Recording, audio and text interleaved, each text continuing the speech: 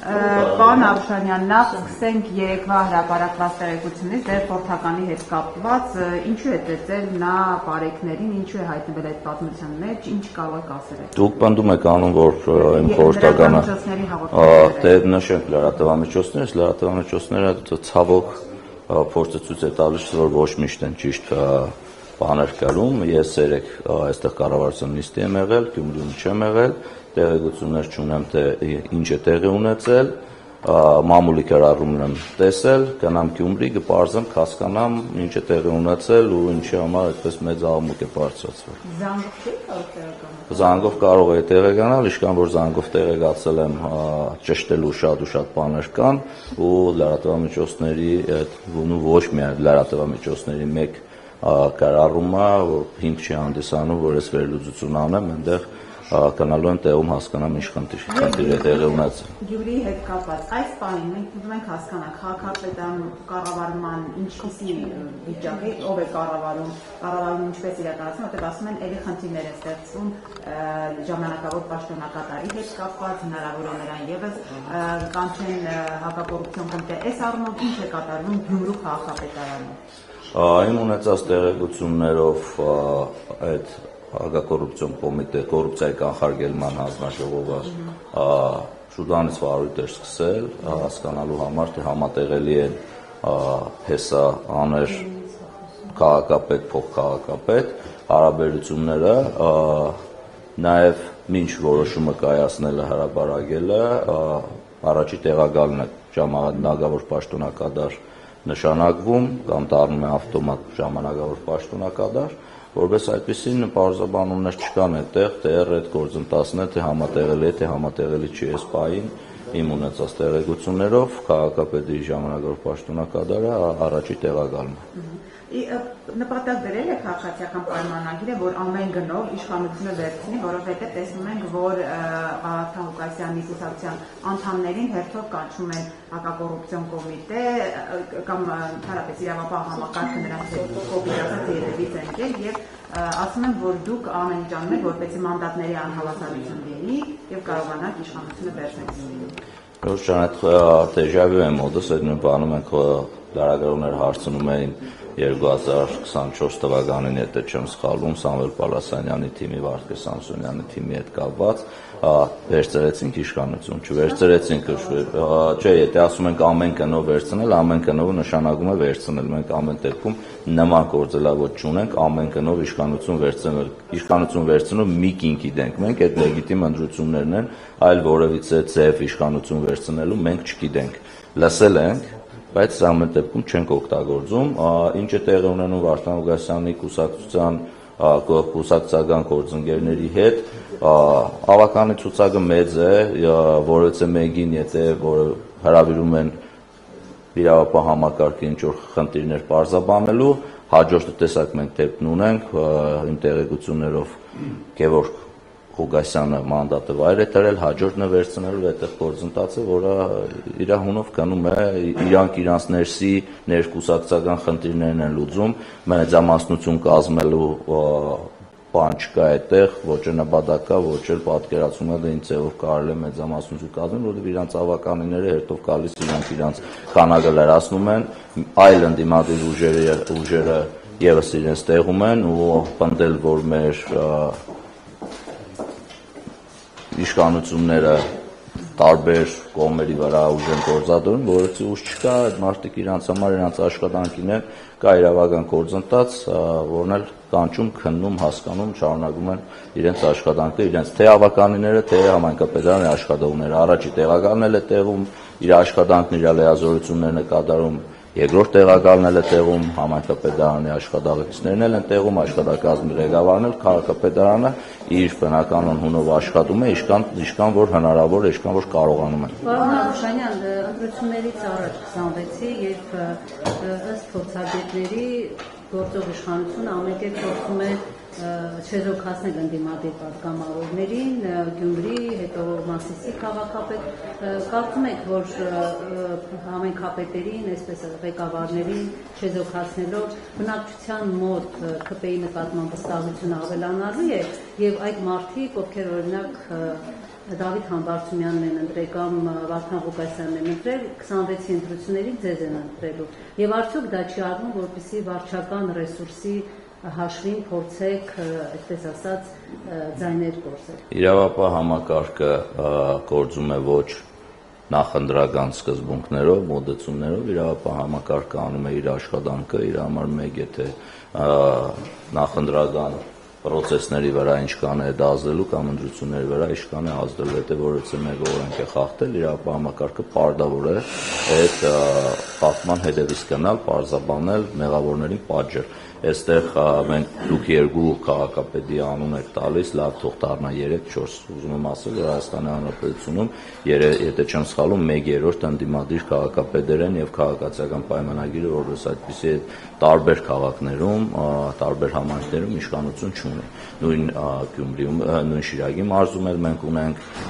ընդդիմադիր Համասյա համայնքը, էլի քաղաքացիական պայմանագիրն չէ, պնդել, որ քաղաքացիական պայմանագիր կուսակցությունը իշխանությունները համայնքապետերի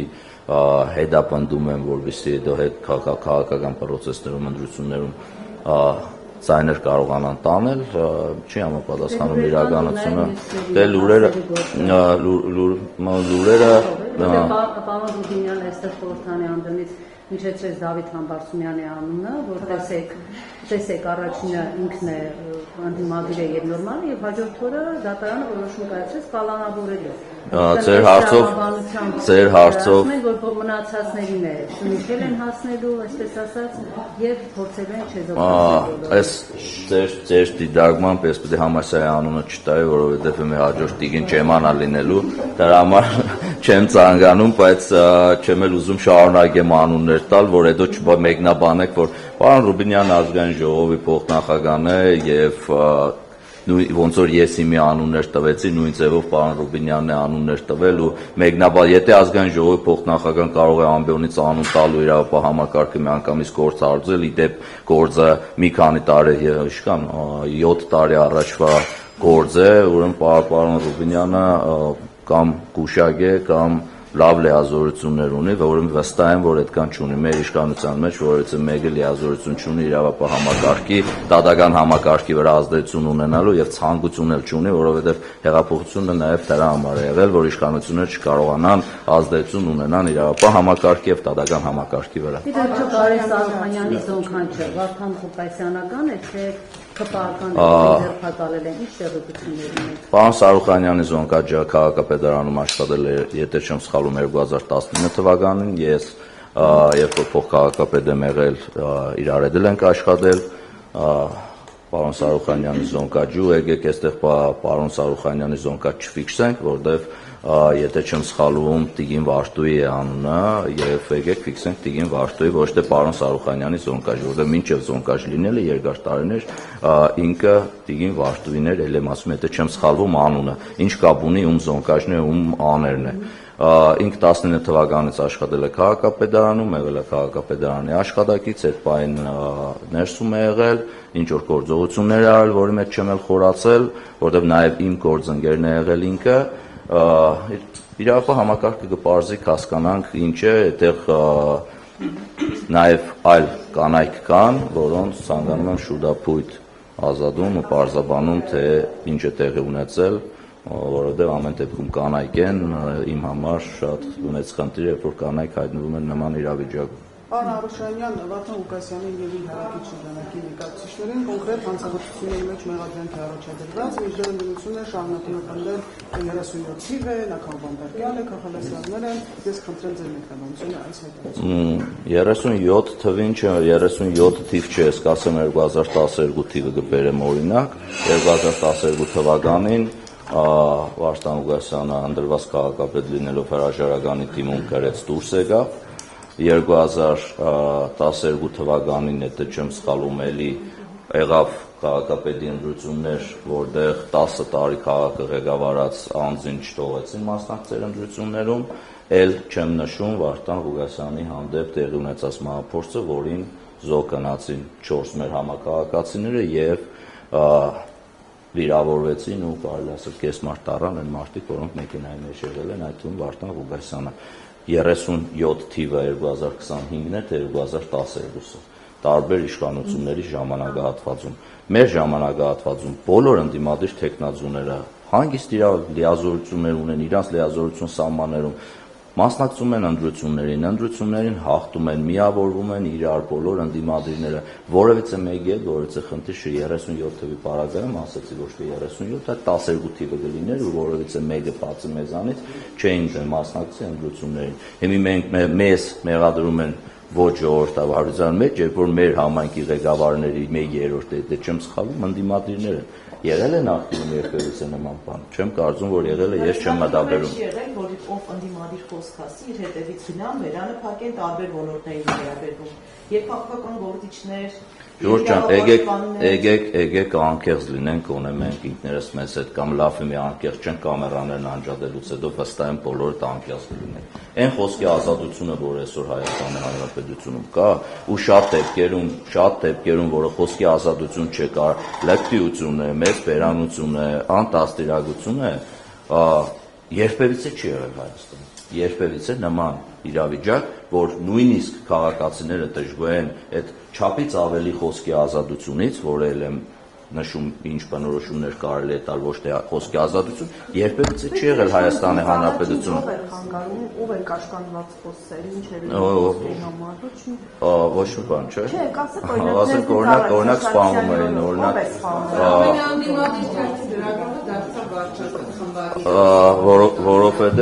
որովհետև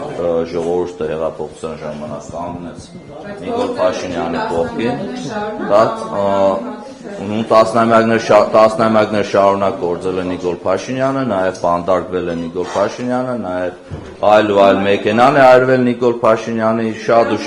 շատ չեմ կարծում, որ այն ժամանակահատվածում, երբ որ եղել է ընդդիմադիր Նիկոլ Փաշինյանը, չեմ կարծում, որ ապրել է նման հրաշք կյանքով ու այսպես խոսքի ազատություն է ունեցել, ոնց որ մի բան ընդդիմադիրներ ունեն։ Ինչ ենք մենք բերում Ժորժ ջան։ Ես չեմ ուզում, ես երբևիցե չեմ վախեցել, ես երբևիցե չեմ վախենում։ Բայց ամեն դեպքում, բայց ինչ ազատ խոսք ասողի Ժորժ ջան, ես հասկանում եմ դուք ոչ դեպքի նկատի ունեք, պատարագը չի կարելի խանգարել, պատարագի ժամանակ քաղաքական ես հորդորում եմ բոլոր քրիստոնյաներին որևիցե աղոթք ու որևիցե պատարագ չհամարել կեղծ, որովհետև մենք հիմա էլ էստեղ որ ես սկսեմ աղոթել, չի կարող ես եկեղեցական չեմ, դուք եկեղեցական չեք, բայց եկեղեցու մեջ ես ոչ, Ժորժ ջան, պատարագը ես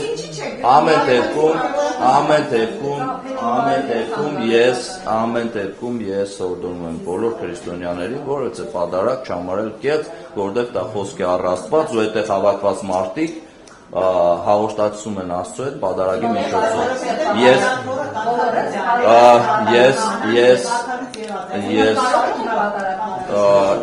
Ժորժ ջան, քահանան չի ընդունել կարգալույծի կարգավիճակը, քահանան չի ընդունել կարգալույծի կարգավիճակը, դրա համար էլ ինքը շարունակում է իրեն քահանա համարել, մենք շարունակում ենք քահանա համարել, նույն բանն ենք ասում,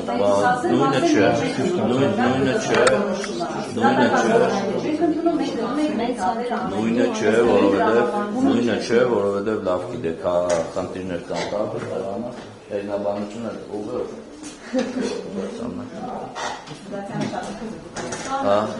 Ժողովուրդ արդեն ոնց որ կամաց կամփոփել։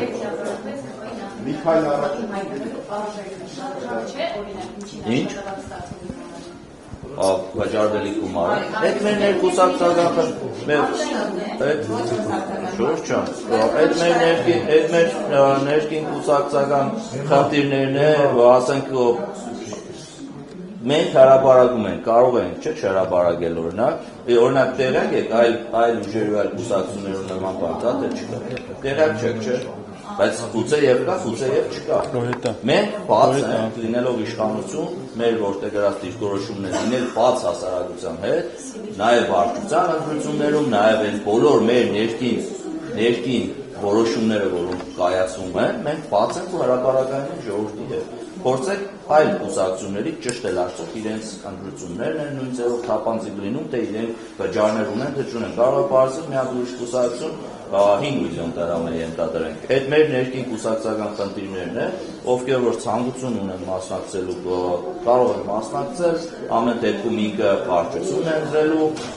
կազմելու են մեջի, որ հայտը ներկայացնելուց այդ կես միլիոնը կամ 1.5-ը մուտելու ես։ Այդ առաջարկը ներկայացնում ես, ինքն առաջադրվում ես, եթե վարչությունը հաստատում է քո տեխնացությունը եւ դու ցուցակով